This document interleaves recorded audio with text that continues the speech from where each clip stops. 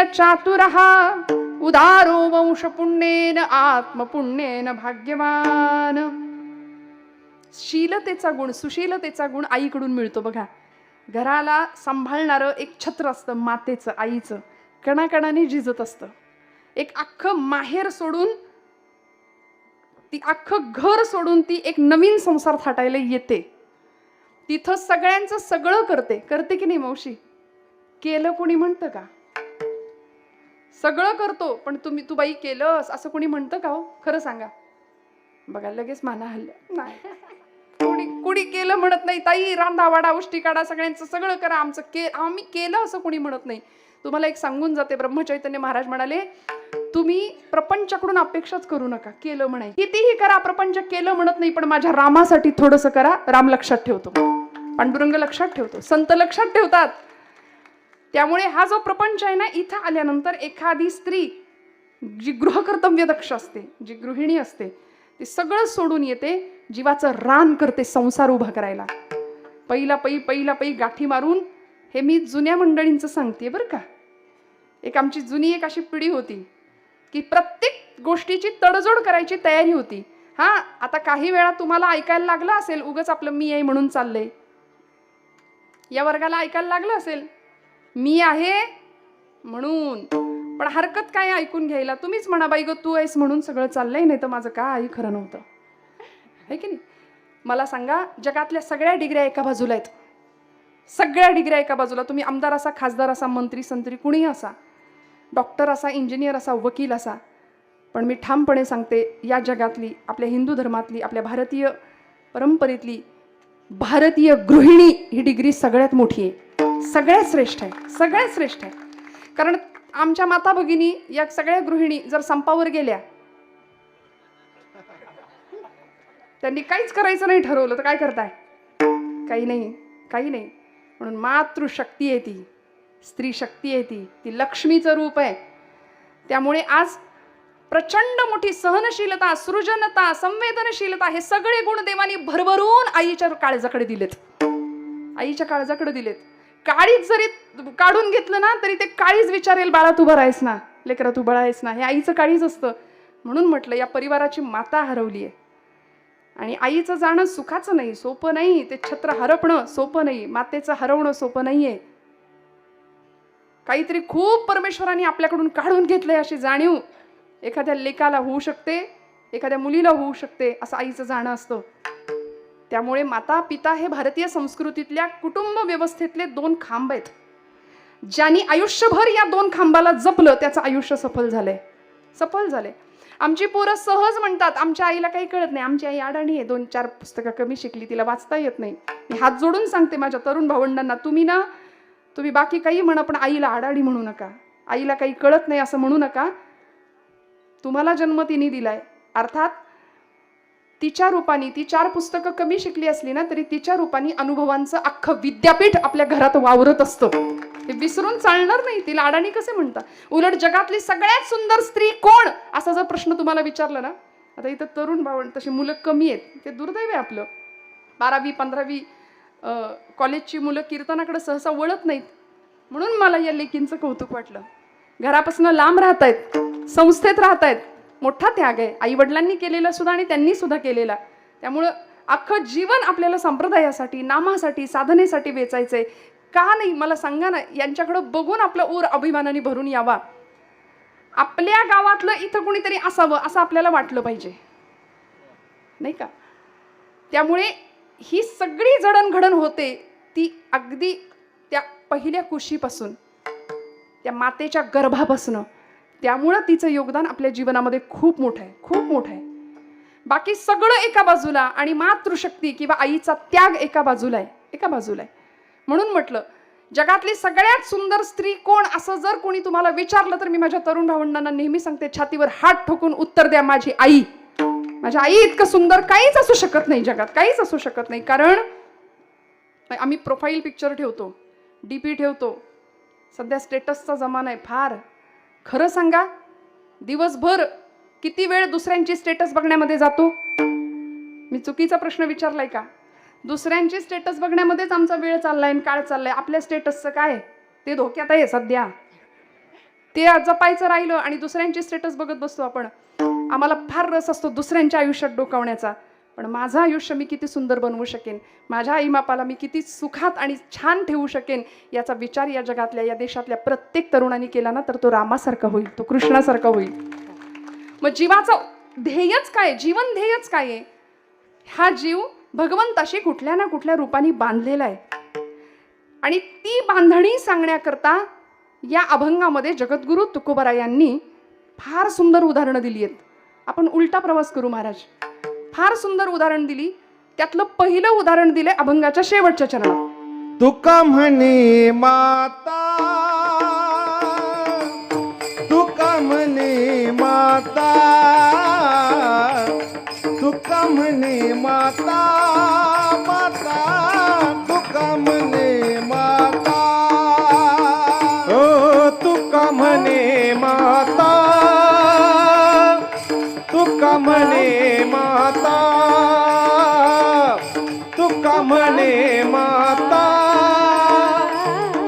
तुका म्हणे माता,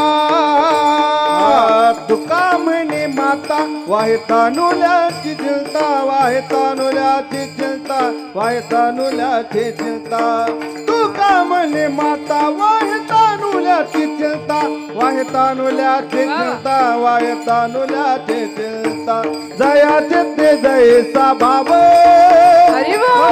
जयाचे ते जैसा भाव, जयाचे ते जैसा भाव, जयाचे ते जैसा भाव, हो तुका म्हणे माता, वाहे वानुल्याची चिंता, वाहे तानुल्याची चिंता, वाहे तानुल्याची चिंता, हो तुका म्हणे माता, वाहे वानुल्याची चिंता, वाहे तानुल्याची चिंता, वाहे तानुल्याची चिंता, जयाचे ते जैसा भाव, जयाचे ते जैसा भाव, जयाचे ते जैसा भाव, जयाचे ते जैसा भाव. क्या बात आहे. जोरदार. गायकवाड परिवाराच्या या दुःखामध्ये आणि त्यांच्या या एक दिवसीय नैमित्तिक कार्यक्रमामध्ये आपण सगळे इथे उपस्थित आहात. उपस्थित सर्व श्रोत्यांमध्ये मातृतुल्य, पितृतुल्य, बंधू भगिनीतुल्य सगळ्यांच्या परब्रह्म स्वरूपातल्या रूपाला मनापासून वंदन करते. कीर्तनरूपी सेवेकरता घेतलेला अभंग हा भक्तिराग रसिक, वैराग्याचे मूर्तिमंत पुतळे, भक्तीचे वल्लभ असे जगद्गुरु संतश्रेष्ठ श्री तुकोबराय यांच्या गाथेमधील 4 चरणांचा अत्युत्कृष्ट असा अभंग, की ज्या अभंगामध्ये जीव देवासोबत कुठल्या भावानी बांधला जाऊ शकतो याचं वर्णन तुकोबराय करतात. विठ्ठला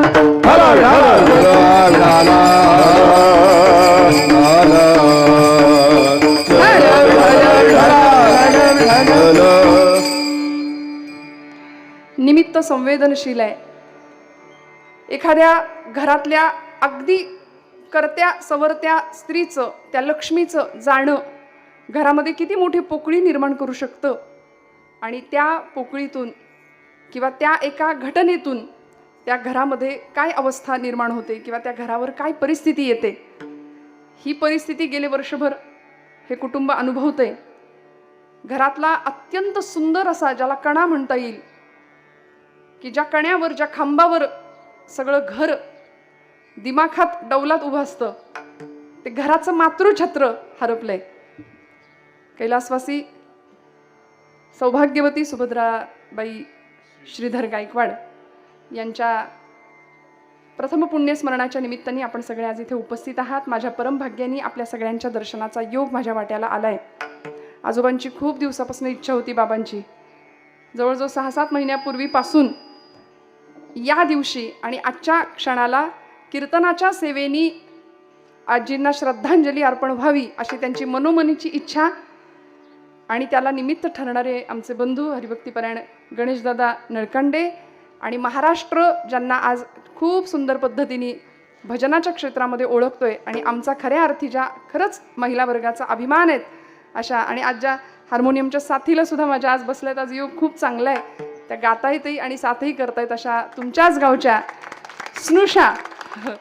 सुनबाईचं कौतुक करायला जीव मोठं मन लागतं, तसं तुम्ही सगळी मंडळी त्यांचं कायम तेवढं कौतुक करत आलात आणि महाराष्ट्र आज कौतुक करतोय. माझ्या भगिनी हरिभक्तीपरायण पूनमताई नळकांडे, मी मनापासून त्यांनाही नमस्कार करते, धन्यवाद देते. सेवेसाठी उपस्थित असलेली सर्व मान्यवर मंडळी, पंचक्रोशीतले सर्व मान्यवर श्रोतृवर्ग, आमच्या विणेकरी मावशी, किशोरीताई गिरींच्या संस्थेतल्या या सगळ्या आमच्या लेकी, यांच्यासाठी एकदा टाळ्या वाजवा. कारण ही जी वाट यांनी निवडली आहे ती अत्यंत सुंदर आहे. बाकी वाटा बऱ्याच आहेत, पण त्या वाटा योग्य पथावर घेऊन जातील आणि योग्य ध्येयापर्यंत नेतील याची काही खात्री नाही. त्यामुळे या वयात इथं गळ्यात टाळ घेणं आणि इथं उभं राहणं याच्यासाठी भाग्य लागतं, अनंत जन्माचं पुण्य आहे. आणि अतिशय सुंदर अशी चाल महाराजांनी गायली. गायनाचार्य, या क्षेत्रातली सगळी नामवंत मंडळी, पंचक्रोशीतली आपण सर्वच मंडळी, सगळ्यांच्या चरणावर कृतज्ञतापूर्वक वंदन करते. नंतर करते, नामाचा उल्लेख मला थोडंसं चुकू शकतं म्हणून. आणि अतिशय सुंदर अशा पद्धतीने आपण आजची एक दिवसीय कीर्तन सेवा ही भगवंताच्या चरणावर सुपूर्त करूया. गोड अशी ध्वनी व्यवस्था देणारे माझे दादा, मनापासून तुम्हालाही धन्यवाद आहे. कारण तुमच्यावर सगळी भिस्त असते आमची, रोज कीर्तन करायचं एवढंसं स्वरयंत्र आहे, तर त्यामुळं तुमच्यावर खूप मोठी भिस्त आहे. गोड पखवाजाची थाप देणारे आणि देवाला सुद्धा डोलायला लावणारे आमचे ओंकार दादा, मनापासून त्यांना नमस्कार करते. काय असतं, थापा बऱ्याच मारतात, आम्ही तर भरपूर मारतो, आपण सगळे थापा मारतो की नाही खरं सांगा. पण एक थाप अशी आहे की जी देवाला डोलायला लावेल. गोड मृदंग वादन आहे कायम, आणि यापूर्वी साथीचा योग आलेला आहे. त्यामुळं अत्यंत सुंदर कलाकाराचा स्वभाव कलेत दिसतो असं म्हणतात महाराज. त्यामुळे तितकंच गोड गायन, तितकंच गोड वादन आहे आणि अतिशय सुंदर सादरीकरण आहे. भगवंताला आवडेल असं, लोकांना आवडेल असं वाजवणारी बरीच माणसं असतात नाही का, पण कीर्तनाच्या साथीच्या अंगाने देवाला आवडेल असं वाजवणारी माणसं कमी मिळत आहेत सध्या. त्यातलं हे अत्यंत सुंदर असं व्यक्तिमत्व आहे. आणि या दादांसाठी टाळ्या वाजवा छोट्या. गोड अहो, या वयामध्ये जर आम्ही इथं आलो ना, अख्खा ॲटलास हातात घ्यायचा, नकाशा. ती गुगल मावशी बघा आपल्याला रस्ता दाखवते कसं जायचं इकडून तिकडून. आमच्या हातात नकाशा आहे. या वयात कुठल्या दिशेने प्रवास करायचा या वयात ठरलं तर का नाही आम्ही ज्ञानोबांच्या पायाशी जाऊन पोहोचणार, सांगा मला. आम्ही पोहोचणार, ज्ञानोबा तुकोबांच्या पायाशी जाऊन पोहोचणार. भाग्य आहे आमचं. मनापासून सगळ्यांना नमस्कार करते, दोनही महाराज मंडळींना नमस्कार करते. आणि सेवेसाठी घेतलेला अभंग जगद्गुरु संतश्रेष्ठ श्री तुकोबाराय यांचा 4 चरणांचा अभंग आहे. गोड असं यथाशक्ती यथामती माझ्या अल्पकुवतीनुसार अल्पबुद्धीनुसार त्या अभंगाला चिंतन स्पर्श करण्याचा प्रयत्न करते. तुका म्हणे बोज बोलवितो देव, अर्थ भाव गुह्य तोची जाणे, असं जर तुकोबाराय म्हणत असतील तर मी कीर्तन करते या म्हणण्याला काही अर्थ नाही. महाराज एवढं करतात. ज्ञानोबाराय 9033 ओव्यांचा यज्ञ मांडतात आणि म्हणतात हा ज्ञानू निवृत्तीने केला, येरवी तरी मी मूर्खू, असं जर ज्ञानोबाराय म्हणत असतील तर आपण कीर्तन करणारे कुणी नाही. आपण ज्ञानोबा तुकोबांच्या वाटेवरनं चालणारे पायिक आहोत. आज माझ्या परम भाग्याने आपण सगळी मंडळी इथं उपस्थित आहात.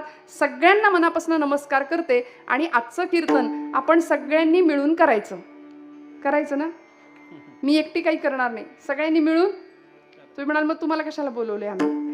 सगळ्यांनी मिळून आजची सेवा पंढरीश पांडुरंगाच्या चरणावरती आपण सुपूर्त करूया. विठ्ठल विठाला विठाला विठाला विठाला विठाला विठाला विठाला विठाला.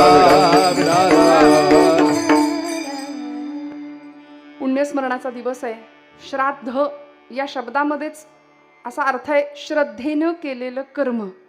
श्राद्ध कर्म, श्रद्धेने कुठलंही कर्म केलं तरी ते श्राद्धच असतं. आणि मग पुण्यस्मरणाच्या दिवशी आपल्या घरातल्या आप्तेष्टांविषयी मातेला तर्पण करण्याचा आजचा हा दिवस.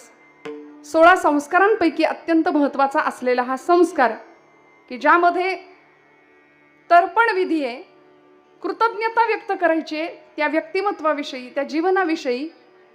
आणि का बरं श्राद्ध, श्राद्धा दिवशी कीर्तन का, तर त्याचं उत्तर असं सांगितलं, 16 संस्कारांपैकी सगळे संस्कार किंवा श्राद्ध हे कर्मकांड आहे, विधी आहे. पण कर्म आणि भक्ती या प्रांताचा जर विचार केला तर कर्मामध्ये आमच्याकडून थोडीशी चूक राहू शकते. कर्म चुकू शकतं. कर्मात झालेली चूक जर भरून काढायची असेल तर त्याला एकमेव मार्ग आहे भक्ती. म्हणून श्राद्धा दिवशी कीर्तन. विठ्ठल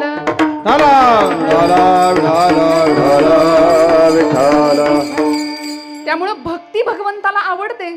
देव अन्य कुठल्याही साधनांनी मापला जात नाही, मोजला जात नाही. भक्तीची या मापे मोजितो अनंता, इतराने तत्वता न मोजवे. देव मोजला जातो फक्त भक्तीनी. म्हणून आजच्या दिवशी कीर्तनाचं आयोजन मी गायकवाड परिवाराला मनापासून धन्यवाद देते, मनापासून त्यांच्याविषयी कृतज्ञता व्यक्त करते. आईंचे 3ही चिरंजीव आणि त्यांचा संपूर्ण परिवार अगदी नातवंडांपर्यंत सगळ्यांच्या चरणारविंदी सगळ्यांना नमस्कार करते, धन्यवाद देते. माझं कीर्तन ठेवलं म्हणून नाही, पण अर्थात बाबांचं विशेष आशीर्वाद प्रेम आहेतच. त्यांनी गणेशदादांच्या मागे एवढा पिच्छा पुरवला की काही नाही, हे कीर्तन पाहिजे, आजच्या दिवशी पाहिजे. आणि दादांनी ताईंनी सुद्धा खूप आग्रहाने आपल्या सगळ्यांच्या दर्शनाचा योग माझ्या वाट्याला आणून दिला. गोड अशी सेवा करण्याचा प्रयत्न करते. जगद्गुरु संत श्रेष्ठ श्री तुकोबरा यांचा अभंग आहे. 3 गोष्टी आपल्याला सुरुवातीला सांगून जाईन: जीव, देव आणि भाव. शब्द खूप लहान लहान आहेत, 2 अक्षरी शब्द आहेत, पण अर्थाच्या दृष्टीने कार्यकक्षा अर्थकक्षा खूप विस्ताराने आहे. या जीवाला त्या शिवापासून मिळालेला हा जन्म आहे. जीवशिवाचं तादात्म्य व्हावं, जीवशिव ऐक्य व्हावं, हे मानवी जीवनाचं ध्येय आहे, इथे कर्तव्य आहे. मग त्या जीवाशिवाचं नेमकं नातं काय आहे? जीव, देव आणि भाव या अंगाने जर आम्ही पाहिलं तर हा जीव इथे जन्माला आला तो अपूर्ण आहे. जीव अपूर्ण आहे आणि पूर्ण काय आहे? तर पूर्ण शिव आहे म्हणाले. शिवतत्व, ब्रह्मतत्व हे अपूर्ण आहे. मग या जीवाला त्या शिवतत्वापर्यंत पोहोचायचं म्हणजे नेमकं काय करायचं? तो सगळा प्रवास म्हणजे आपलं जीवन आहे. आणि त्या जीवनामध्ये अध्यात्म सोडून आम्ही बरंच काही काही करतोय. सध्या ही परिस्थिती आहे. परमार्थाचा अर्थ कळायला आम्हाला वेळ लागतोय, अर्थाचा परमार्थ लवकर कळतोय. खूप लक्ष देऊ नाही का? नाही का? म्हणजे मुलांना सुद्धा, आमच्या भावी पिढीला सुद्धा आम्ही काय शिकवतो? पोटी जन्माला आलेलं लेकरू लहानाचं मोठं होत असताना आपण सांगतो, बाळा आम्हाला जे मिळालं नाही ते तुला आम्ही सगळं देऊ, खूप मोठा हो, खूप मोठा हो, खूप मोठा हो आणि खूप, बस एवढंच. म्हणजे खूप मोठा हो आणि खूप पैसा कमव हे आम्ही त्याला सांगत राहतो, पण तू चांगला माणूस बन हे सांगायचं विसरून जातं. अर्थार्जनासाठी जगणं आणि अर्थपूर्ण जगणं यामध्ये फरक आहे. विठ्ठल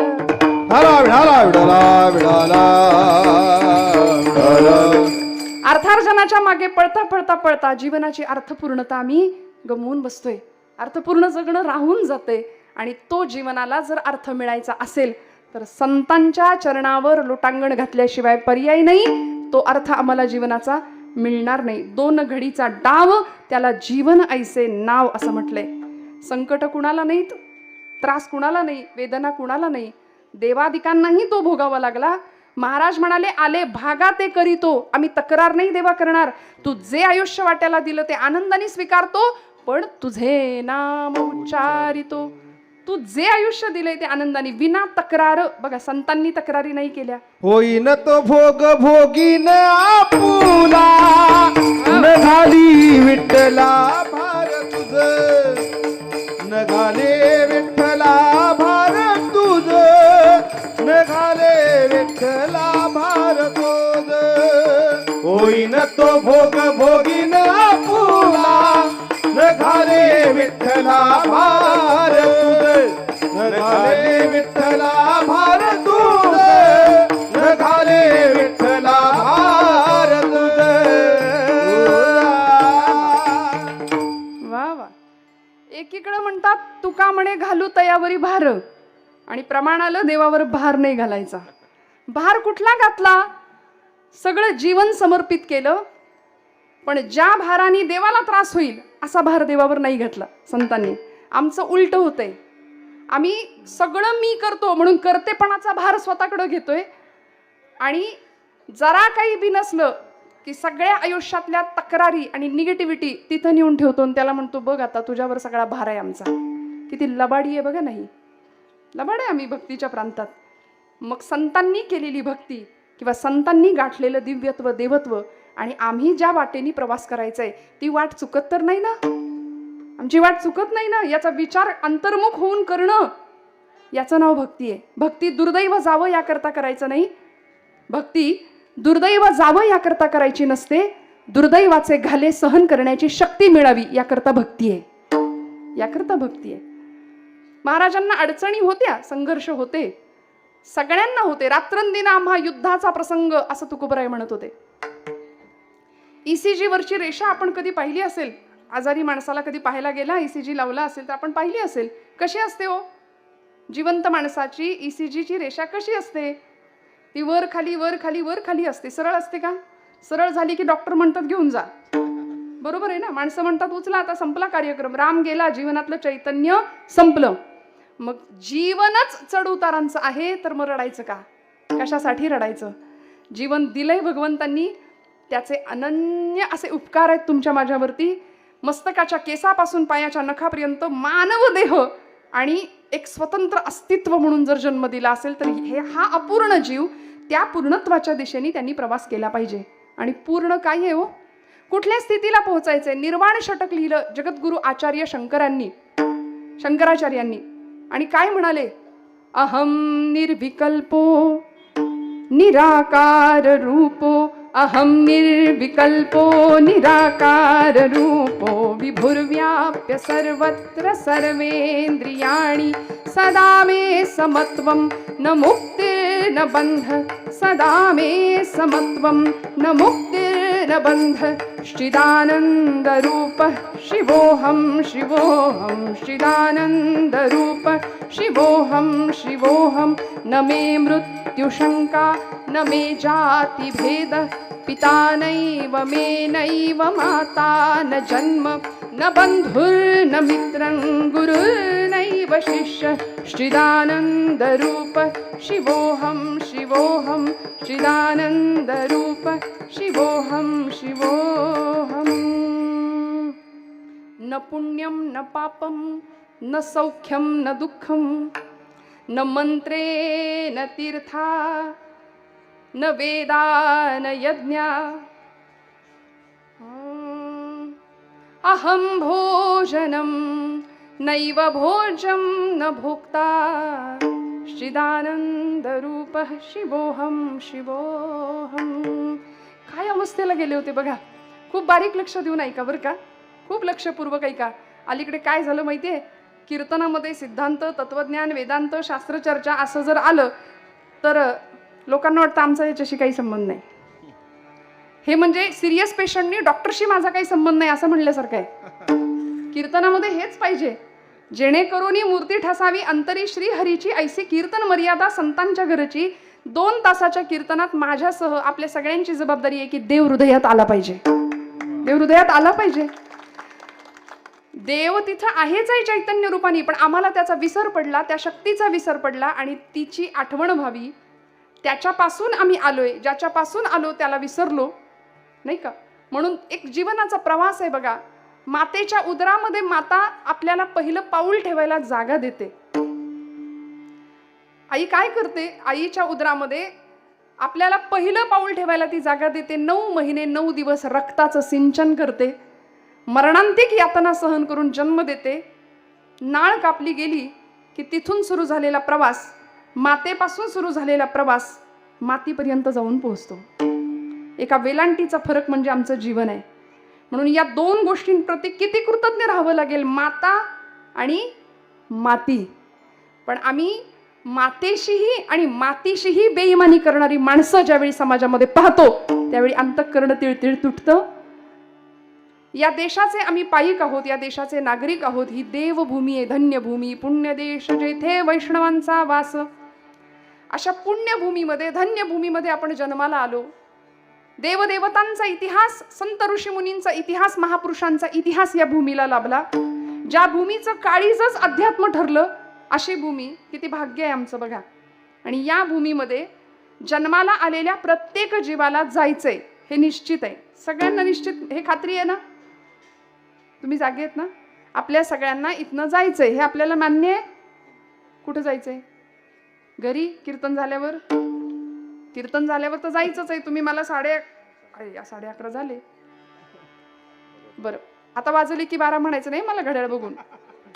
पण पुढे समजा गेलं घड्याळ तर तुम्ही मला घड्याळ दाखवणार, तुम्ही म्हणणार ताई आता उरका, नाही का. त्यामुळे आपल्याला सगळ्यांना इथून जायचंय, घरी झालंच, पण सगळ्यांना एक शेवटचा निरोप घ्यायचंय, प्रत्येकाला घ्यायचंय. पण मनुष्य प्राणी असा आहे की ते मान्य करत नाही. पोहोचवायला जाणाऱ्या व्यक्तीचं संस्कार, अग्निसंस्कार पूर्ण झाला की माघारी येणारा माणूस अशा रुबाबात येतं की जणू काही माझा आणि या जागेचा काही संबंधच नाही. हे प्रत्येकाच्या बाबतीत आहे. एक पाहत सा एकाची दहने, सावध त्या गुन्हेकारेन व्हा, सावध त्या गुन्हेकारेन व्हा. एक पाहत सा एकाची दहने, सावध त्या गुन्हेकारेन व्हा, सावध त्या गुन्हेकारेन व्हा. मरे एक त्याचा दुजा शोक वाहे, अकस्मात तोही पुढे जात आहे. समर्थ रामदास स्वामी म्हणाले, एखादा माणूस निघून गेलं, शोक व्यक्त केला जातो, त्यालाही त्याच रस्त्याने जायचंय याचा विसर पडलेला असतो, एवढाच फरक आहे. काही दिवसांपूर्वी महाराष्ट्राच्या मातीचा कण अन कण हादरून गेला, घरातलं प्रत्येक माणूस हादरून गेलं, लहान लेकरांपासून मोठ्यांपर्यंत सगळ्यांना हळहळ आणि तळमळ वाटली अशी घटना महाराष्ट्रामध्ये घडली. स्वर्गीय उपमुख्यमंत्री माननीय अजितदादा पवारांचं अपघाती निधन झालेलं, आपण सगळे त्या घटनेचे साक्षीदार, आपल्या सगळ्यांनी पाहिलं, अनुभवलं सोशल मीडियाच्या माध्यमातून. मला कधी कधी असं वाटतं, नियती किती क्रूर असते बघा. मृत्यूचं अटळ सत्य आपल्याला कळण्याकरता कुणाच्या तरी जाण्याचं निमित्त ती करते, कुणाला तरी घेऊन जाते ती, आपल्या आप्तेष्टांपैकी कुणाला तरी घेऊन जाते ती. त्यावेळी आपल्याला कळतं, मृत्यू न म्हणे हरिहर, मृत्यू न म्हणे ईश्वर, मृत्यू न म्हणे लहान थोर, मृत्यू न म्हणे अवतार ईश्वराचे. देव काही मृत्यू काही पाहत नाही, तो देव आहे की दानव आहे पाहत नाही, सकाळ आहे की संध्याकाळ पाहत नाही, राजा आहे की रंक आहे, श्रीमंत आहे की गरीब आहे माहित नाही, काळाची एवढी पडेल बाजे माहिती नाही, तो कधी झेप घालेल, तो कधी झडप घालेल आणि उडी घालेल. देह हे काळाचे धन कुबेराचे, ही सगळी प्रमाणे आपल्या नेहमीची पाठांतरातली आहेत मंडळी. मग मला सांगायचं एवढंच की हा जीव जन्माला आल्यानंतर त्या शिवाशी, त्या जीवाचं नेमकं नातं काय हे जर न समजून घेताच आम्ही मरून गेलो, आम्ही संपलो, तर आमच्यासारखे कर्मदरिद्री आपण आहोत. कर्माच्या बाबतीमध्ये आपण स्वतंत्र आहोत, पण फळाच्या बाबतीत स्वतंत्र नाही. म्हणून देवानी कायम सांगून ठेवलं, कर्मण्येवाधिकारस्ते मा फलेषु कदाचन. कर्म करत राहणं आपल्या हातात आहे. त्यामुळे असं कर्म व्हावं की जगाने आपल्याला आनंदाने स्वीकारावं, आपल्याकडे पाहावं, जाताना सुद्धा हळहळ लागावी प्रत्येक जीवाला, असं जाणं, असा निरोप सुद्धा इथला असावा बरं का. किती सुंदर जीवन असावं. जब तुम पैदा हुए जग हसे तुम रोए, अब ऐसी करनी करो पीछे न हसे कोय. टाळ्या वाजवा. दुसऱ्याचं कौतुक करायला मन मोठं लागतं की नाही, खरं सांगा. मग टाळ्या का नाही वाजत आपल्या? खणखणीत टाळी वाजू दे, खणखणीत वाजवा. टाळ्यांसाठी आम्ही गातोय बोलतोय अशातला भाग नाही. आज ही महाराज मंडळी आहेत ना गाणारी, सगळीच गायक वादक असतील, या कलेच्या मागे खूप तपश्चर्या असते, खूप काळ लोटलेला असतो. परमादरणीय आमचे लक्ष्मण महाराज मिठे आणि हरिभक्तीपरायण परमादरणीय आमचे गोपाळ महाराज ढेबरे, मी मनापासून दोघांच्याही चरणारविंदी नमस्कार करते.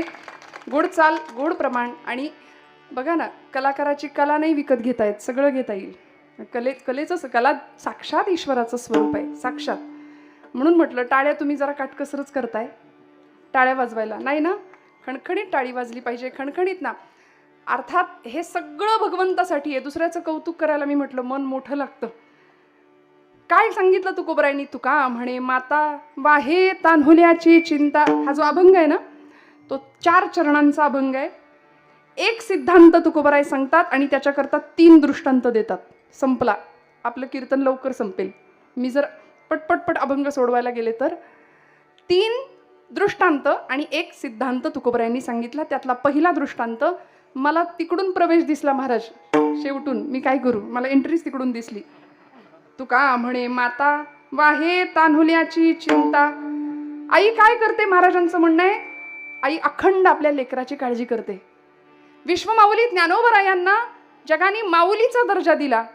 ज्ञानोबरायांनी काय केलं? अवघाची संसार सुखाचा करीन, आनंदे भरीन तिन्ही लोक. आईचं आणि लेकराचं, आईचं आणि लेकीचं काय नातं असतं? ती जन्मात रक्ताची नाळ असते ना बांधलेली, रक्ताचं नातं आहे, मांसाचं नातं आहे, जन्म जोडलेला आहे. मग ती आई आपल्या लेकराप्रती किती सजग असते, किती संवेदनशील असते. तुका म्हणे माता वाहे तान्हुल्याची चिंता. एक दृष्टांत दिला आईचा आणि लेकराचा. लेकुराचे हित वाहे माऊलीचे चित्त, ऐसी कळवळ्याची जाती करी लाभावीण प्रीती. कुठल्याही प्रकारचा व्यक्तिगत स्वार्थ न ठेवता आई जीवन सर्वस्व समर्पित करते आपल्या लेकरांच्या कल्याणाकरता. सगळं द्यायला तयार राहते, सगळं. मोठं झाल्यानंतर लेकरू लक्षात ठेवत नाही. निसर्गातलं सुद्धा वात्सल्य आमच्या संतांनी टिपलंय. एखादी सुगरण असते, ती काय करते? खोपा बांधते. बघितलंय कधी सुगरणीचा खोपा? आताच्या पोरांना बघायला मिळत नाही या गोष्टी. खोपा बांधते, सुंदर एखाद्या इंजिनियर सारखं काम ती अगदी सुंदर पद्धतीने घर बांधते. त्या घरामध्ये तिचा संसार तिने थाटलेला असतो. तिथं ती पिलांना जन्म देते आणि त्या पिलांना दाणा आणून चोचीत भरवत असते, जोपर्यंत त्यांना पंख फुटत नाही तोपर्यंत. आमच्या बहिणाबाई म्हणाल्या, अरे खोप्या मंदी खोपा सुगरणीचा चांगला, अरे खोप्या मंदी खोपा सुगरणीचा चांगला, देखा पिलासाठी तीन झोका झाडाले टांगला, देखा पिलासाठी तीन झोका झाडाले टांगला. खोपा इनला इनला, खानदेशाची बहिणाबाईंची भाषा आहे ही.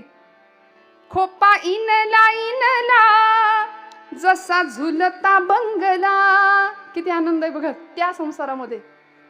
खोपा इनला इनला, जसा झुलता बंगला, पाखराची कारागिरी जरा देख रे मानसा, देखा पिलासाठी तीन झोका झाडाले टांगला. तिची उलुशीच चोच, पेडाबाई म्हणतात, तिची उलुशीच चोच, तेच दात तेच ओठ. आणि माणसा, अरे तुला दिलं रे देवानी 2 हात 10 बोट. तरी आम्ही शहाणे होत नाही, तरी आम्ही सावध होत नाही. मग या सुगरणीचा तिच्या पिलावर खूप जीव असतो बघा. ती दाणा भरवते, त्याच्या मुखामध्ये चोचीत नेऊन भरवते. ती असं नाही म्हणत, ए तू माझ्या म्हातारपणची काठी आहे, माझा सगळा सातबारा तुझ्या नावे होणार आहे, आमची सगळी इस्टेट आम्ही तुला देऊन जाणार आहोत, असं म्हणते का होती? तशी आईला कुठलीच अपेक्षा नाहीये, कुठलीच अपेक्षा नाही. सगळं देऊन टाकते, सर्वस्व जीवन समर्पण करून टाकते आपल्या लेकरांच्यासाठी.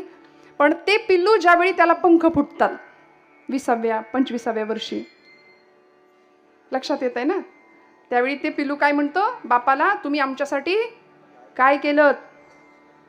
सातबाराचा उतारा आता आमच्या नावावर झाला पाहिजे.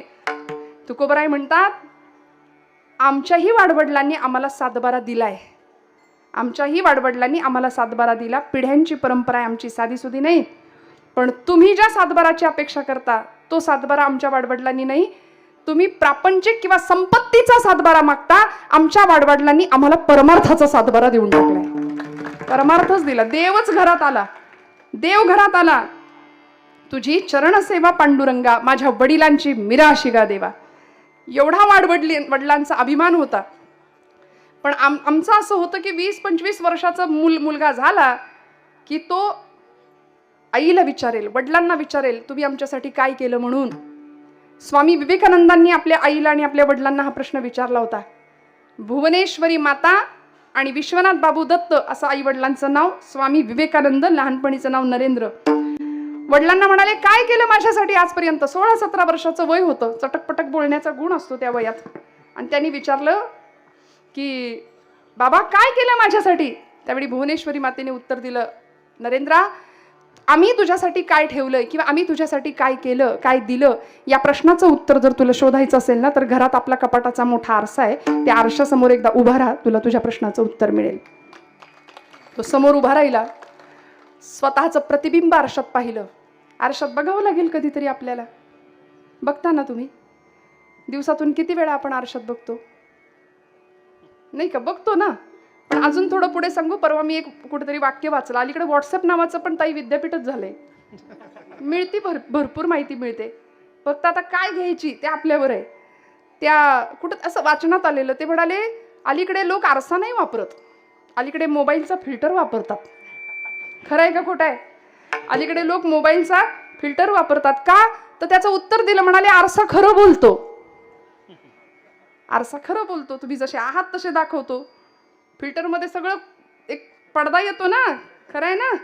त्यामुळे आरसा खरं. एक शायर म्हणाला, उम्र भर गालिब यही भूल करता रहा, उम्र भर गालिब यही भूल करता रहा, धूल चेहरे पर थी और आईना साफ करता रहा. आयुष्यभर आम्ही आरसे पुसत राहिलो मंडळी, पण स्वतःच्या अंतरंगावर चढलेली धूळ, स्वतःच्या चेहऱ्यावरची धूळ साफ करणं हे आम्हाला सुचत नाही. आणि त्याकरता संतांचा जीवनस्पर्श, त्याकरता संतांचा विचार जीवनाला आला पाहिजे. तेव्हा आम्हाला आमचं आणि भगवंताचं नातं काय हे कळेल.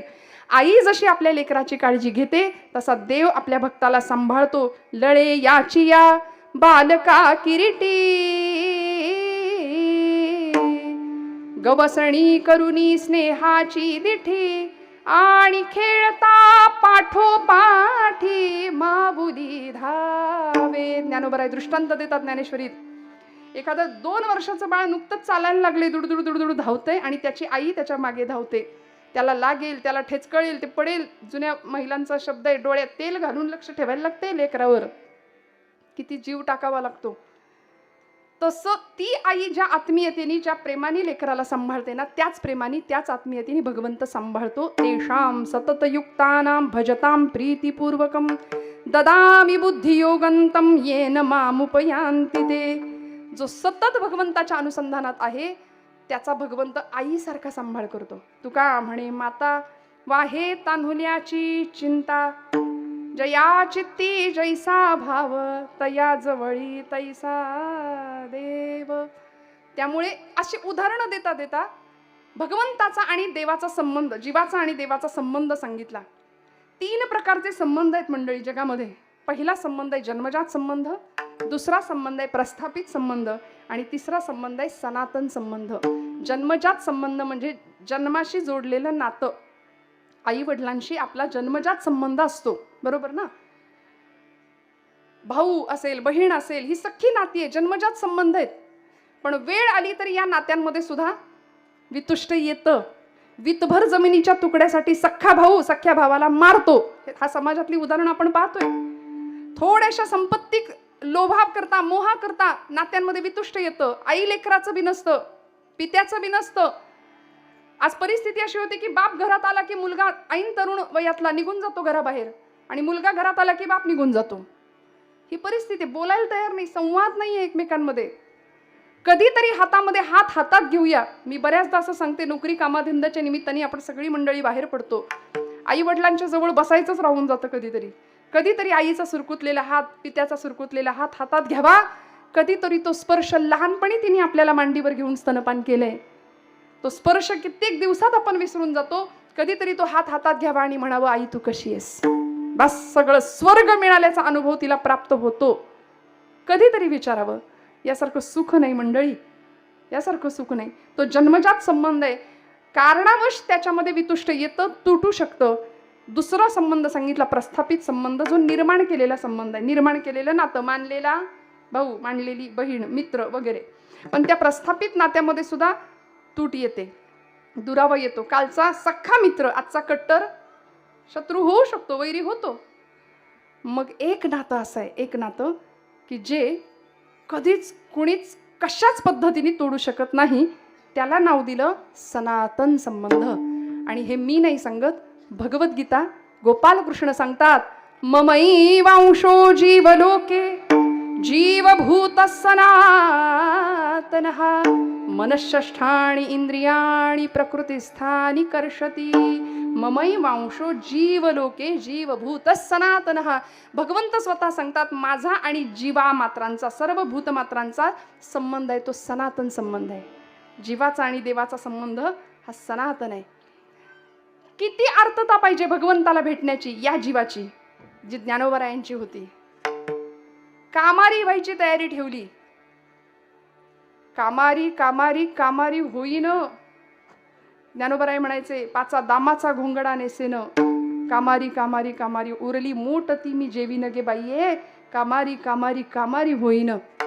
किती प्रार्थना करावी. पडिले दूर दे मज आठवे मानसी, मज आठवे मानसी, नको नको हा वियोग, कष्ट होता ती जीवासी.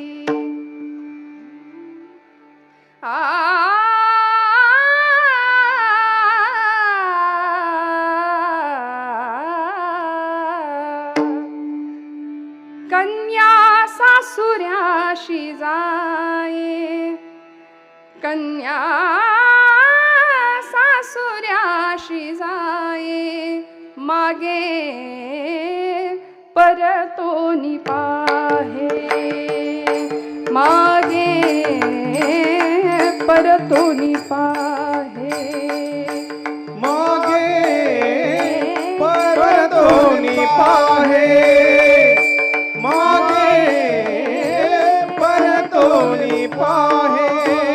कैसे झाले माझ्या जीवा, कैसे झाले माझ्या जीवा, केव्हा भेटशी केशवा, केव्हा भेटशी केशवा, भेटसी केशवा, केव्हा भेटसी केशवा.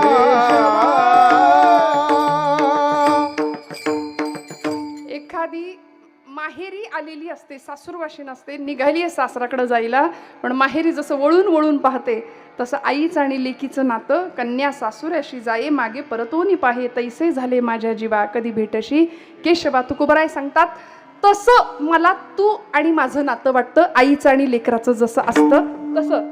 तुका म्हणे माता, पाणी द्या, पाणी द्या, पाणी.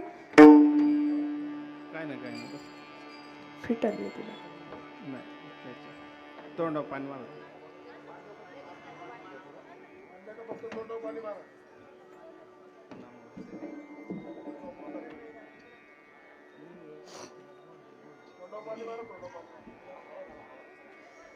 थोडं गर्दी करू नका, वारा घाल.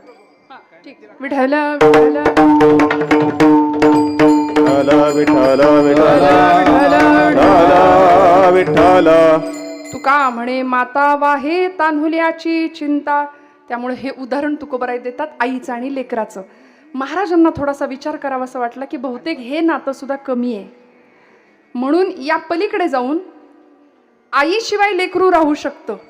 मग त्याच्या पुढे जाऊन असं एक उदाहरण दिलं की ज्यामध्ये अतूट संबंध आहे, अनन्य असा संबंध आहे भगवान त्या वस्तूचा एकमेकांशी. म्हणून ते कुठलं नातं, तर त्या नात्या संबंधात दृष्टांत देताना तुकोबराय सांगतात, सकळा पढिये भानू परी त्या कमळाचे जीवनू.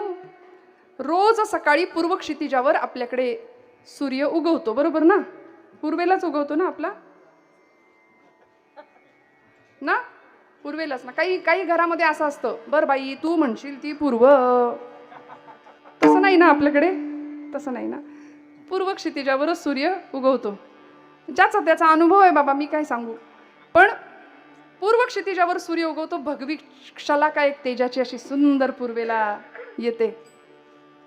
कुणीतरी परवा मागच्या निवडणुकीमध्ये मुंब्रा प्रांतामध्ये कुणीतरी एक मुलगी म्हणाली, सगळा मुंब्रा आम्ही हिरवा करून टाकू, सगळा महाराष्ट्र आम्हाला हिरवा करून टाकायचंय. हा हा बरोबर ना, बघा लगेच आलं नाव. सगळं आम्हाला हिरवा करून टाकायचंय. जाऊ दे ना, मरू दे, मला माझा तो विषय नाहीये खरं तर. पण हिरवा करण्याच्या गप्पा मग मारा, भगवा हटावचे नारे मग द्या. आधी आमच्या पूर्व क्षितिजावर रोज एक भगवा उगवतो, रोज. आधी हिम्मत असेल तर तो हटवून दाखवा, मग बाकीच्या गप्पा मारूया आपण, नाही का? रोज एक तेजाची शलाक आहे. फक्त आता त्याचं उगवत्या सूर्याचं दर्शन घ्यायला लवकर उठावं लागतं. आणि आम्ही सगळे सूर्यवंशी, कधी उठायचो आणि कधी बघायचा. पण तो सूर्यनारायण किती तेज देतो आम्हाला, जीवन देतो. देव नाही असं म्हणणारा एक तरुण वर्ग आहे. काय ताई गप्पा मारता तुम्ही, पुराणातली वांगी. पुराणात वांगी हा शब्द नाहीये खरं, वानगी असा शब्द आहे बरं का. म्हणजे वानगी म्हणजे गोष्टी, आपण वांगी बनवून टाकली त्याची. पुराणातली वांगी पुराणात म्हणण्याचा एक अपभ्रंशात्मक शब्द पुढे निघून गेला. पण मला कोणीतरी कधीतरी म्हणतं, ताई काय तुम्ही या वयात कीर्तन करता, हे असं काहीतरी सगळं पुराणातली सगळ्या गोष्टी सांगत राहता, काही नाही देवबिव काही नाही. म्हटलं हो, देव नाही. आचार्य जगद्गुरु शंकराचार्यांनी हिंदू धर्माला 4 पीठं दिली आणि आम्हाला पंचायतन पूजा दिली. त्या पंचायतन पूजेमध्ये पहिली देवता आपल्या देव्हाऱ्यात असते गणपती बाप्पा, त्याच्यानंतर शिवपूजा आहे, मग शक्तीची पूजा आहे म्हणजे आपली कुलस्वामिनी असेल, आई रुक्मिणी असेल, पांडुरंग परमात्मा असतो. गणपती बाप्पा, शिव उपासना, शक्तीची उपासना, विष्णू बाळकृष्ण असतो, विष्णूची एखादी मूर्ती किंवा बाळकृष्ण असतो. आणि मग 5वं दैवत सांगितलंय ते म्हणजे कुठलं? तेजो निधी लोह गोल, तेजो निधी लोह गोल, तेजो निधी लोह गोल, तेजो निधी लोह गोल, भास्कर हे गगनराज, भास्कर हे गगनराज, तेजो निधी लोह गोल, तेजो निधी लोह गोल, दिव्य तुझा तेजाने, दिव्य तुझा तेजाने, झगमगले भुवन आज, झगमगले भुवन आज, हे दिनमणि व्योमराज, हे दिनमणि व्योमराज, भास्कर हे गगनराज, तेजो निधी लोह गोल, तेजो निधी लोह गोल, तेजो निधी लोह गोल. किती सुंदर वर्णन केलं उगवत्या सूर्याचं. पूर्वेच्या देवा तुझे सूर्यदेव नाव. सकाळी लवकर उठतात त्यांना तो दिसतो, दर्शन मिळतं. मग मला सांगा, उगवत्या सूर्याचं दर्शन घेऊन जर आम्ही आमच्या जीवनाची, आम्ही आमच्या दिवसाची सुरुवात केली तर किती मोठं तेज असेल. त्यामुळे कुणी जर विचारलं ना की ताई देव नाही, अरे वेड्या, रोज उगवणारा सूर्य, प्रत्यक्ष दर्शन देणारी देवता, यापेक्षा काय चमत्कार पाहिजे अजून. प्रत्यक्ष दर्शन मिळतं आपल्याला, प्रत्यक्ष. देव दिसत नाही असं का म्हणता तुम्ही? का म्हणता? त्याचं आपलं नातं आहे, त्याच्याशी जोडलं जाणं गरजेचं आहे. तुकोबरायांनी उदाहरण दिलं, आईच्या आणि लेकराच्या नात्याने देवाशी जोडलं जावं. तसं देवाचं आणि आपलं नातं असावं, जसं मातेचं आणि मुलाचं असतं. तो दृष्टांत कमी पडला की काय म्हणून तुकोबराय दुसरा दृष्टांत देतात. सकळा पडिये भानू परी त्या कमळाचे जीवनू. भानू म्हणजे सूर्य. कमळाचं फूल असतं, आपण पाहिले. कमळाच्या फुलाचा निसर्गदत्त नियम आहे की जेव्हा सूर्योदय होतो तेव्हा कमळ उमलतं आणि सूर्यास्त झाला की कमळाचं फूल मिटून जातं. ते मरत नाही, फक्त मिटतात, पाकळ्या मिटतात. सूर्योदयाला कमळ उगवतंय आणि सूर्यास्ताला कमळ मिटतंय. पण अख्खी रात्र कमळ जिवंत आहे, ते मेलेलं नाही. पुन्हा सूर्योदय झाला की ते उमलणार आहे. म्हणजे कमळाचं आणि सूर्याचं नातं कसं आहे, त्याच्याशिवाय ते फुलू शकत नाही. म्हणून तुकोबरायांनी ते उदाहरण दिलं, देवा तुझं आणि माझं नातं असं पाहिजे. सकळा पडिये भानू परी त्या कमळाचे जीवनू. मग आता मला सांगा, आपण कधीतरी विचार करूया, आपण कुठल्या भावानी भगवंताशी बांधले गेलोय? कुठल्या भावानी? आमच्याकडं भावच नाही. आम्हाला एकच भाव माहिती आहे, बाजार भाव, सोन्याचा भाव, चढतो उतरतो, नाही का? पण भाव म्हणजे काय हो? ज्याचा जसा स्वभाव आहे तसा त्याचा भाव आहे. थोर प्रेमाचा भुकेला हाची दुष्काळ तयाला. आणि तो त्या भावासाठीच भुकेलेला आहे भगवंत. तुमच्या माझ्या हृदयातला भाव फक्त त्याच्या चरणावर अर्पण करायचा आहे. तो सेवेचा असेल, तो समर्पणाचा असेल, तो निष्ठेचा असेल. निष्ठावंत भाव भक्तांचा स्वधर्म, निर्धार हे वर्म चुको नये, असा भाव असावा. घ्यावी घ्यावी माझी सेवा दीन दुर्बळाची देवा. तुकोबराय म्हणतात ना, चित्ताचे आसन तुका करीतो कीर्तन. सेवेचा भाव असू दे. कुठल्याही भावाने भगवंताशी बांधलं गेलं पाहिजे. तुकोबरायांनी 2 उदाहरणं दिली आणि मग या 2 उदाहरणांनंतर सुद्धा सिद्धांत मांडण्याकरता तुकोबराय आम्हाला सांगतात, आमच्या अंतःकरणामध्ये भगवंताप्रती जर भाव असेल तर देवाची कृपा होणारे, अन्यथा नाही. अभंगाचं 2रं चरण. जया चित्ती जैसा भाव, जया चित्ती जैसा भाव, जया चित्ती जैसा भाव, जया चित्ते जैसा भाव जया चित्ते जैसा भाव जया चित्ते जैसा भाव जया चित्ते जैसा भाव जया चित्ते जैसा भाव तया जवळी तैसा देव तया जवळी तैसा देव जया चित्ते जैसा भाव जया चित्ते जैसा भाव तया जवळी तैसा देव तया जवळी तैसा देव जया चित्ते जैसा भाव जया चित्ते जैसा भाव जया चित्ती जैसा भाव तया जवळी तैसा देव. ज्याच्या हृदयात जसा भाव आहे तसा त्याचा देव आहे. सोपा अर्थ आहे. पण आमच्या अंतःकरणामध्ये भावाचा अभाव आहे. बरोबर. आम्ही भावयुक्त अंतःकरण संवेदनशील अंतःकरणाची माणसं नाही राहिलो. दला माणूस दिसला तरी भरपूर झाला अशी म्हणायची वेळ आली आज. वारी करणारी असंख्य माणसं हजारो लाखो माणसं पंढरीश पांडुरंगाला भेटायला जातात. शेकडो मैलांचा प्रवास करत पायपीट करत जातात. वारीमध्ये सोशल मीडियाचा जमाना आहे. आमचे काही तरुण कार्यकर्ते मंडळी असतात ते मोबाईल हातामध्ये घेतात आणि रील करतात. बरोबर आहे ना. रील असते. सोशल मीडियाचा काळ आहे. प्रत्येकाच्या मुलाखती घेतल्या जातात. असाच एक कार्यकर्ता होता उत्साही. त्यांनी एका आजोबांची मुलाखत घेतली आणि एक 70-75चे आजोबा होते. त्यांच्यासमोर तो असा कॅमेरा धरून उभा राहिला. म्हटलं बाबा किती वर्षापासून वारी करताय. आपले नेहमीचे प्रश्न. त्या बाबांनी सांगितलं लेकरा तसं काही नाही आठवत बाबा. पण त्यांच्या खांद्यावर त्यांनी त्यांच्या नातवाला घेतलं होतं. त्यांनी विचारलं बाबा कधीपासून वारी करताय. ते बाबा म्हणले मला नाही आठवत पण हा माझा नातू जसा माझ्या खांद्यावर बसलाय तसा मी माझ्या आज्याच्या खांद्यावर बसून यायचो तेव्हापासून वारी करतोय. जया चित्ती जैसा भाव तया जवळी तैसा देव. झालं. याचा दुसरा प्रश्न. एवढे वर्ष वारी करता. हो मग एवढे वर्ष वारी करतो. पिढ्यांची परंपरा आहे वारीची. घरामध्ये वारी आहे आमच्या. एवढे वर्ष वारी करता. हा भेटला का पांडुरंग.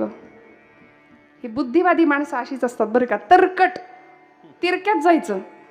सांगतंय ना कुणीतरी घरातलं माणूस की बाई ग दक्षिणेकडे पाय करून झोपू नकोस का विचारायचं असतं आम्हाला. कपाळाला गंध लाव. हातात एखादी बांगडी घाल का. मग हे असं असतं. फार बुद्धिजीवी आणि फार शिक्षण फार सोफिस्टिकेटेड असणं सुद्धा धोक्याचं आहे. आमची परंपरा आम्हाला सांगतीये ना. काही गोष्टी ऐकूया. घरातली आजी सांगतीये ना. घरातलं मोठं माणूस सांगतंय ना. येथ वडील जे जे करी ती तया नाम धर्म ठेवी ती. मग धर्माचं अनुसरण करायला जर कोणी सांगत असेल तर आमच्या पिढीने ऐकलं पाहिजे की नाही. मग का म्हणून प्रश्नाची उत्तरं जर विचारायची असतील ना तर तुम्हाला सगळं आता काही गुगल आहे सध्या. सगळ्याची उत्तरं मिळतील. आध्यात्मिक मिळतील. शास्त्रीय मिळतील. तुमची जिज्ञासा असेल तर शोधा उत्तरं. पण तरकट विचारसरणी आमचा घात करते मंडळी. संशयात्मा विनश्यती हे गीतेचं तत्वज्ञान आहे. संशयी माणूस स्वतः सुखी नाही होत आणि जगालाही सुख लागू देत नाही. त्यामुळे संशय बरा नाही. बरं किती तार्किकता असावी. ज्ञानी असण्याचा सुद्धा अहंकार असतो. नवल अहंकाराची गोठी विशेषे न लगे अज्ञानापाठी सज्ञानाचे झोंबे कंठी नाना संकटे नाचवी. ज्ञानोबराय ज्ञानेश्वरी सांगतात ना. अज्ञानी माणसाला अहंकार होत नाही. ज्ञानी माणसाला अहंकार त्याची बाधा होतेच. आणि देवाला ॲलर्जी येते त्याची दंभाची. त्याला बाकी सगळं चालेल पण ही ॲलर्जी आहे त्याला नाही आवडत. तिळ भरे जरी होय अभिमान मेरू तो समान भारदेवा. एवढा मोठा व्यापक भगवात्मा आहे परमात्मा आहे. आमच्या भक्ताच्या ठिकाणी झालेला अभिमान देवाला सहन होत नाही. त्याला शुद्ध भाव लागतो. भोळा भाव लागतो. ज्ञानी असणं वाईट आहे का. अजिबात नाही वाईट. पण भक्तीनंतरचं ज्ञान ज्ञानोत्तर भक्ती आणि भक्तीनंतरचं ज्ञान हे फार महत्त्वाचं आहे. म्हणून नुसतंच कोरडं ज्ञान काही उपयोगाचं नाही. पांडुरंग शास्त्री आठवले स्वाध्याय परिवाराचे प्रणेते दादा म्हणायचे लोक. त्यांना असं विचारलं होतं एकाने दादा ज्ञानी कुणाला म्हणायचो. ज्ञानी ते हसले आणि म्हणाले हे बघ ज्याचा चेहरा एरंडेल प्यायल्यासारखा असतो कायम त्याला म्हणायचं ज्ञानी. कुणाशी बोलायचं नाही. कुठं बघून हसायचं नाही. असं एकदम गंभीर. म्हणजे आपण जर हसलो तर आपण आध्यात्मिक ठरणार नाही की काय अशी भीती असते बहुतेक यांना. म्हणजे माणूस कपड्याला इस्त्री करतं इथपर्यंत ठीक आहे. चेहऱ्याला इस्त्री करून काही माणसं बसतात. बरं आहे का ते सांगा ना. इतकं सुंदर जीवन दिलंय देवानी. छान माणसात राहावं, माणसात हसावं, खेळावं, भेटलं कुणी तर राम राम कसं आहे विचारावं. नाही तर तो असा आहे तो तसा आहे. मी त्याच्याशी बोल. 25 वर्षाची दुखणी आपण घेऊन येतो डोक्यात जपतोय आणि जगतोय. ही कचरापेटी आहे का हो?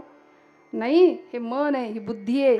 आणि बुद्धीचे वैभव अन्य नाही तुझे, एका केशवराजे सकळ सिद्धी. ही बुद्धी आम्हाला भगवंतापर्यंत घेऊन जाऊ शकते. मग त्या बुद्धीमध्ये, त्या मनामध्ये आम्ही किती कचरा भरायचा? ज्याचं त्याने ठरवायचंय ना, ज्याचं त्याने ठरवायचं. त्यामुळे असा भाव अंतःकरणात असणं फार गरजेचं आहे. त्यांनी त्या आजोबांना प्रश्न विचारला, बाबा इतके दिवस वारी करता तुम्ही, दिसला का देव? पांडुरंग दिसला का? नाही दिसला लेकरा, नाही दिसला अजून. नाही दिसला तरी वारी करता? हा, तरी वारी करतो म्हणले. अजून किती दिवस करणार? अजून जेवढं जमल तेवढं करणार. आता उठलेलं बसवेना, बसलेलं उठवेना, वय झालं तुमचं, बसा गप. नाही, कुडीत प्राण आहे तोपर्यंत वारी करणार, तोपर्यंत देवाकडे जाणार.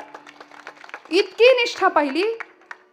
आणि त्या बाबांनी त्या तरुणाला सांगितलं, लेकरा तू मला खूप प्रश्न विचारलेस, आता मी विचारू का तुला एक? मी प्रश्न विचारू तुला? तो म्हणला विचारा. तुम्ही कुत्रा पाळता का रे? कुत्रा? तो म्हणला हा, आम्ही शहरी मुलं, आम्ही शहरी माणसं, आम्ही कुत्रा पाळतो. आणि आमचा कुत्रा आमच्या घरात असतो, फ्लॅटमध्ये असतो, तो बेडरूममध्ये असतो, किचनमध्ये, सगळीकडे ते कुत्रं फिरत असतं. एक वेळ आमच्या घरामध्ये आमच्या आईवडिलांना आम्ही भाकरी देणार नाही, पण आमच्या कुत्र्याला भाकरी रोज असते. आमचे आईवडील वृद्धाश्रमात असतील, पण आमच्या कुत्र्याचे आम्ही खूप लाड करतो. ते बाबा म्हणले, खरं आहे लेकरा तुझं, आम्ही पण गावाकडची माणसं, रानात कामं करतो, शेती करतो, आम्ही पण कुत्री पाळतो, पण आमचा कुत्रा घरात नाही येत कधी. आमचा कुत्रा घराच्या मागच्या अंगणात, पुढच्या अंगणात असतो. आमच्या वस्तीचं, वाडीचं राखण करतो, तो आमच्या घराचं राखण करतो, स्वामीनिष्ठ असतो.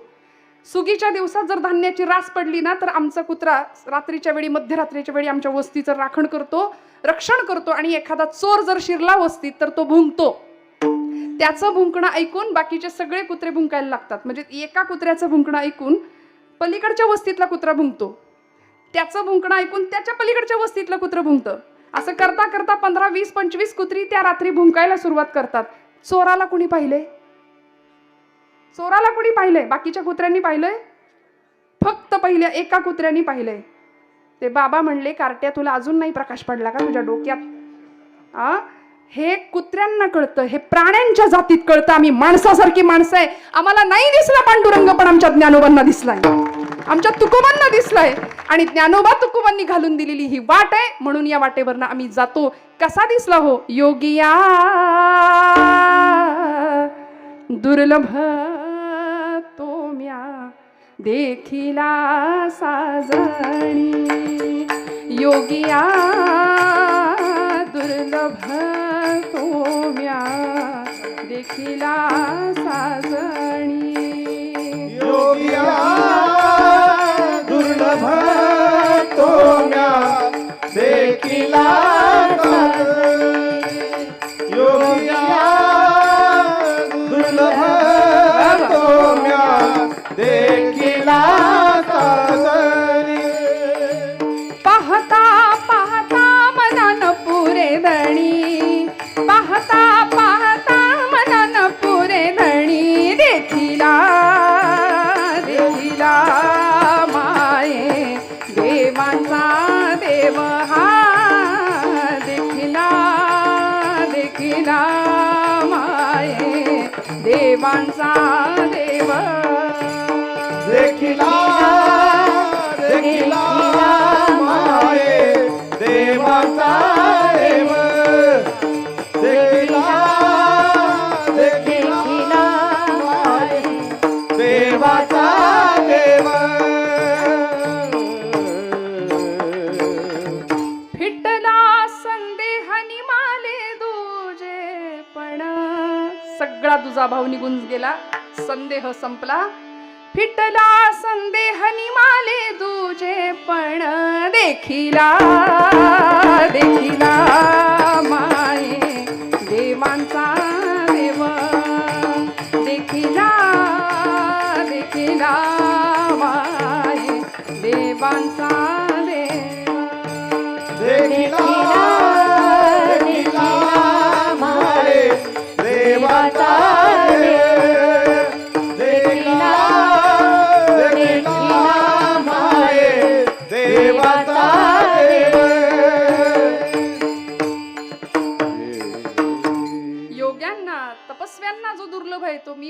तो हा रे श्रीहरी पाहिला डोळे भरी. कशाच्या बळावर? फक्त अंतःकरणातला भाव. जया चित्ती जैसा भाव तया जवळी तैसा देव. मग आता या भावानी भगवंताशी बांधलं गेलं पाहिजे. मग या पलीकडे जाऊन तुकोबराय म्हणतात, तिसरं उदाहरण दिलं, मत्स्या मरण त्या वियोगे. एका माशाचं आणि पाण्याचं उदाहरण दिलं. बरोबर? पाण्याशिवाय मासा राहू शकत नाही. जीवन या शब्दाचा अर्थ पाणी असा आहे. जीव जिती जीवना संगे. जीव जीवनाशिवाय राहू शकत नाही, पाण्याशिवाय राहू शकत नाही. जीवाला जगण्याकरता पाण्याची आवश्यकता आहे. महाराज म्हणाले, पण एखाद्या दिवशी आपण दिवसभर पाण्याशिवाय राहू सुद्धा शकतो. पाण्याशिवाय आपण जगू शकत नाही हे जरी खरं असलं तरी निर्जला एकादशी जर केलीच, करत नाही, करणारी माणसं खूप कमी आहेत. आमच्या मनात शंकाच इतकी, दिवसभर उपास केला तरी संध्याकाळी मनात येतं, हाय की नाही देव काही माहिती का, उगाच आपला उपास वाया जायचा. खाण्यासाठी जन्म आपुला. दार्शनिक होऊन गेला चारवा. ऋणं कृत्वा घृतम पिबेत म्हणायचा तो, कर्ज काढून तूप खा. अशा विचारसरणीची काही माणसं आहेत. पण असो, तो विषय राहू द्या. पण पाण्याशिवाय आपण राहू शकतो, काही काळ का होईना राहू शकतो. पण माशाचं उदाहरण का द्यावंसं वाटलं? अभंगाचं प्रथम चरण. जीवजीती जीवना संगे, जीवजीती जीवना संगे, जीवजीती जीवना संगे, जीवजीती जीवना संगे, जीवजीती जीवना संगे, जीवजीते जीवना संगे, जीवजीती जीवना संगे, जीवजीती जीवना संगे, मत्स्या मरण त्या वियोगे,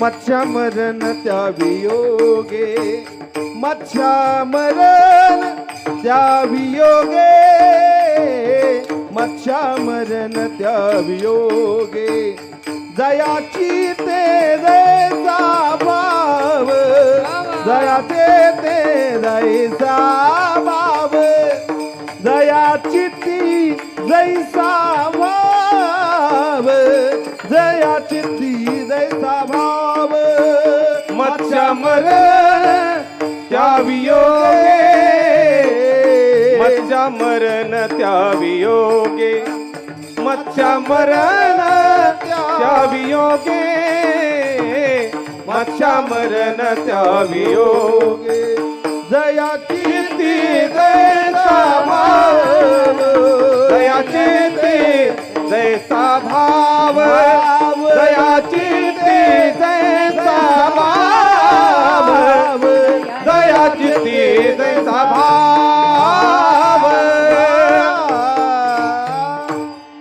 जीव जिती जीवना संगे, मत्स्या मरण त्या वियोगे, जया चित्ती जैसा भाव तया जवळी तैसा देव. विठोबा रखुमाई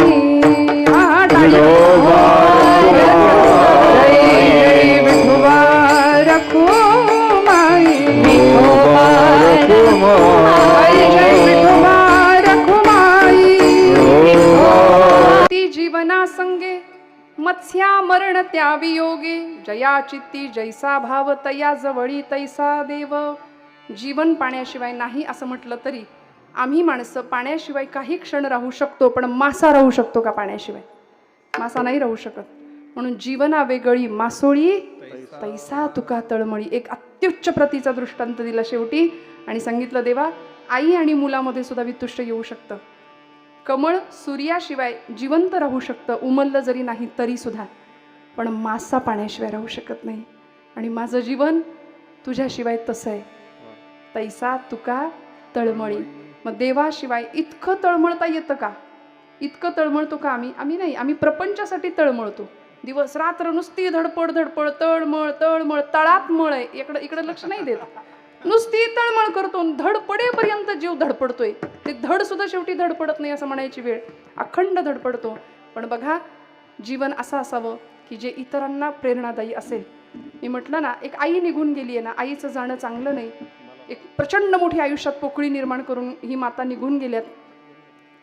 अत्यंत कष्टातनं संसार उभा केलाय, आपल्या मुलांना घडवलंय, शिकवलंय, मोठं केलंय. जुनी 7वी शिकलेल्या आहेत आजी, पण तरी सुद्धा अत्यंत सुंदर असा हा प्रपंचाचा डोलार उभा केला. आपल्या पतीला सुंदर पद्धतीने साथ देणं असू दे, आपल्या मुलांना घडवणं असू दे, आणि उत्तम प्रकारे गृहकर्तव्य दक्ष असं संस्कार संपन्न जीवन दुसऱ्याला देणं, स्वतः जगणं असू दे.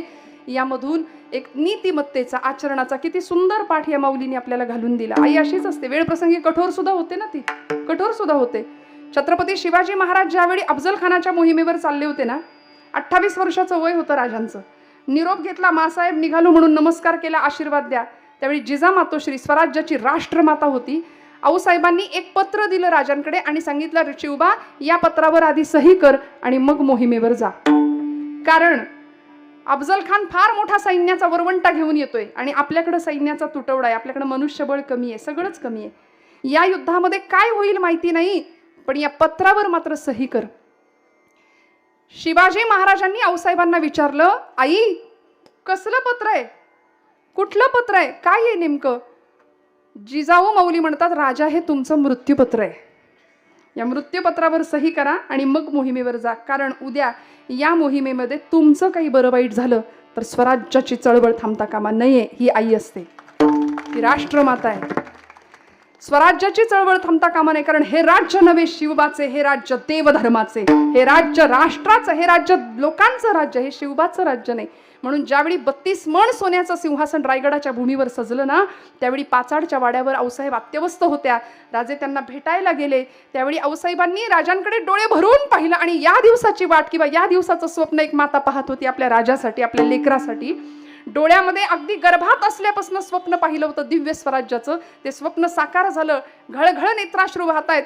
आणि शिवाजी राजांनी ज्यावेळी नमस्कार केला, खांद्याला धरून उठवलं राजांना आईनी आणि कडकडून आलिंगन दिलं. सांगितलं, राजा शिवबा आजच्या दिवशी मी जर तुम्हाला काही मागितलं तर मला द्याल का, मला द्याल? शिवबा म्हणाले, आऊसाहेब वाटेल ते मागा, मी पूर्ण प्रयत्न करीन तुम्हाला देण्याचा. देशील राजा? हो. आणि आऊसाहेबांनी अगदी अत्यवस्थ शेवटच्या काही दिवसातले क्षण आहेत. आऊसाहेबांनी सांगावं, राजा माझा हिंदू धर्मशास्त्रावर विश्वास आहे, मी पुनर्जन्म मानते. कर्मधर्म संयोगाने देवाच्या कृपेने जर मला पुनर्जन्म मिळाला ना, तर पुन्हा एकदा माझ्या पोटी जन्माला याल का, परत माझ्या पोटी जन्म घ्याल का? एका आईला दुसरं काय हवं असतं? असं लेकरू आपल्या पदरात जन्माला यावं. पुत्रभावाईसा गुंडा, ज्याचा तिन्ही लोकी झेंडा, हे मातेचं कार्यकर्तृत्व आहे. त्यामुळं तिची तुलना दुसरीकडे कुठेच करता येत नाही. माधव जुलियन नावाचे एक कवी होऊन गेले मराठीमध्ये. प्रेम स्वरूप आई, वात्सल्य सिंधू आई,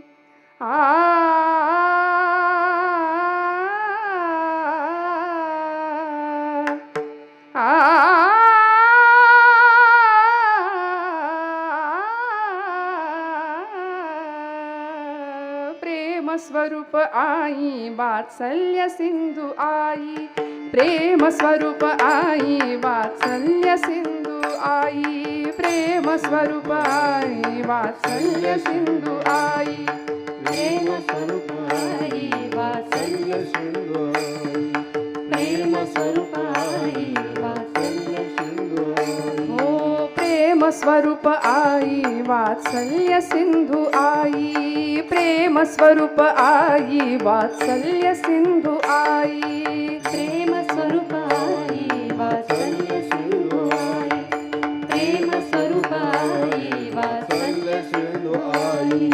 वक्षी तुझ्या परी हे केव्हा स्थिरेल डोके, वक्षी तुझ्या परी हे केव्हा स्थिरेल डोके, देईल शांत वाया हृत्स्पंद मंद झोके, घे जन्म तू फिरोनी येईन मी ही पोटी, घे जन्म तू फिरोनी येईन मी ही पोटी, खोटी ठरोन देवा ही आस एक मोठी, प्रेम स्वरूप आई वात्सल्य सिंधू आई, प्रेम स्वरूप आई वात्सल्य सिंधू आई, प्रेम स्वरूप आई वात्सल्य सिंधू आई. घे जन्म तू फिरोनी येईन मीही पोटी, ही एका मातेची आणि एका लेकराची अपेक्षा असावी. कीर्तनाची वेळ आपली संपलेली आहे, कीर्तनही संपलेलं आहे, पण ज्या निमित्ताने आपण सगळे एकत्र आलोत या मातेला अत्यंत सुंदर अशी आदरांजली श्रद्धांजली अर्पण करूया. जया चित्ती जैसा भाव तया जवळी तैसा देव तुकोबराय म्हणतात. अत्यंत भावानी सद्भावनेने जगूया. कोण आपल्याशी कसं वागतं याच्यापेक्षा आपण सगळ्यांशी कसं वागतो हा विचार जास्त महत्त्वाचा आहे. आम्ही अनेकांची ईर्ष्या मत्सर द्वेष करण्यामध्ये जीवन वाया घालवतोय, अनेकांची निंदा करण्यामध्ये ही जीभ नाचवतो. मया नर्तिता लोक निंदा सुजिव्हा असं म्हटलंय. दिवसभर या निंदेनी इतकं पाप करतो आम्ही जिभेनी, आणि हे पाप धुवून काढण्याचं काम नाम करतं. म्हणून नाम घ्यायचं, हाताली टाळी मुखानी नाम. विठ्ठल विठ्ठल विठ्ठल विठ्ठल बोला, टाळी वाजवा, टाळी टाळी.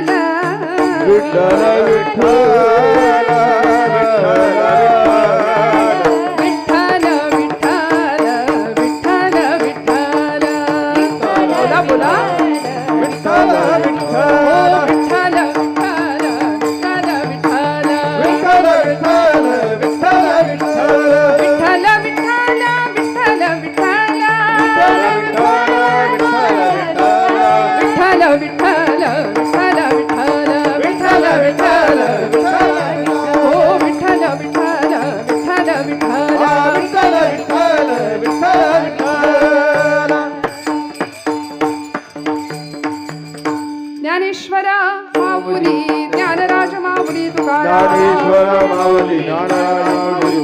ज्ञानेश्वर माऊली ज्ञानराज माऊली.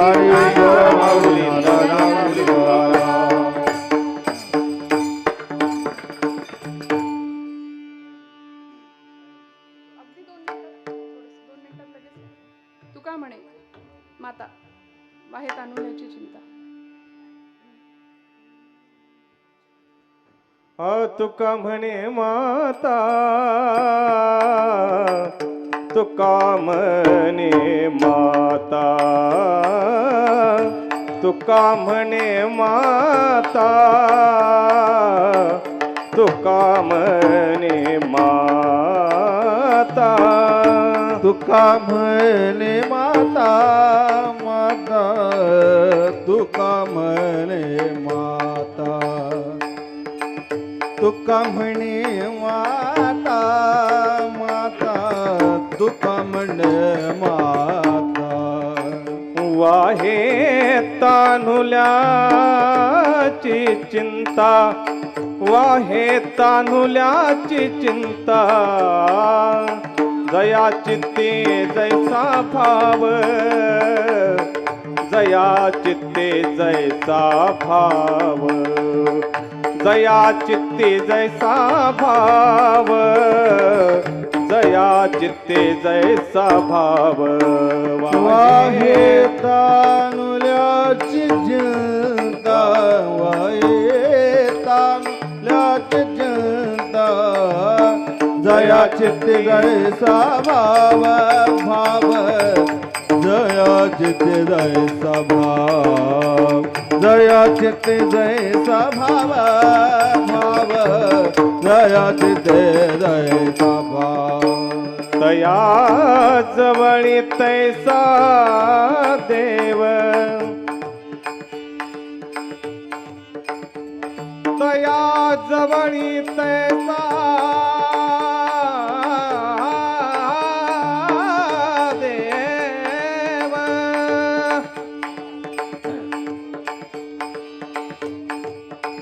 तया जवळी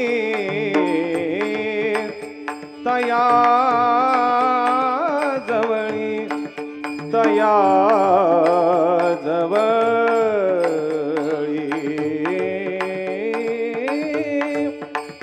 तया जवळी तेचा देव तया जवळी तया तया तया जवळी तेचा देव तया तया जवळे तैसा देव तया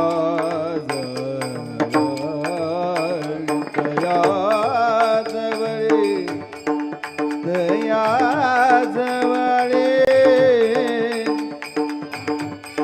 तैसा तैसा देव तया जवळे तैसा तैसा तैसा देव मनात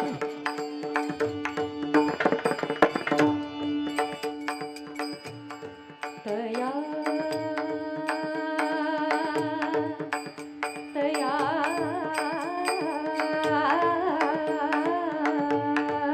जवळी तया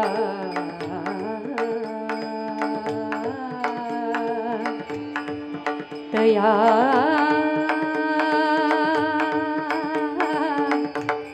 तया तया जवळी तया तया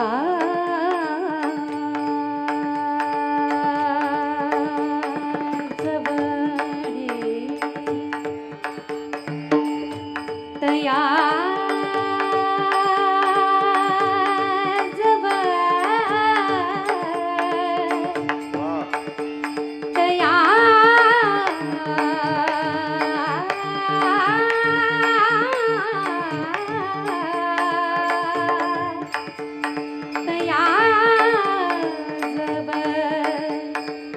तया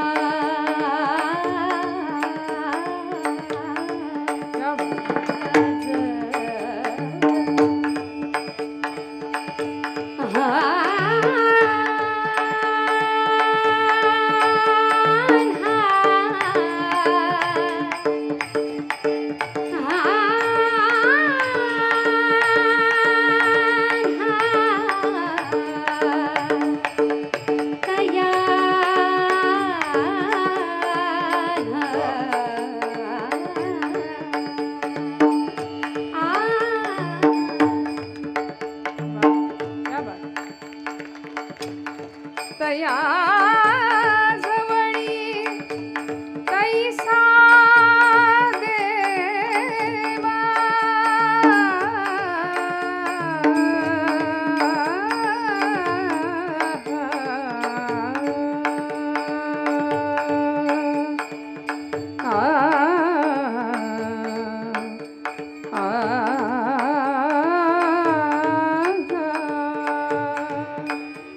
आ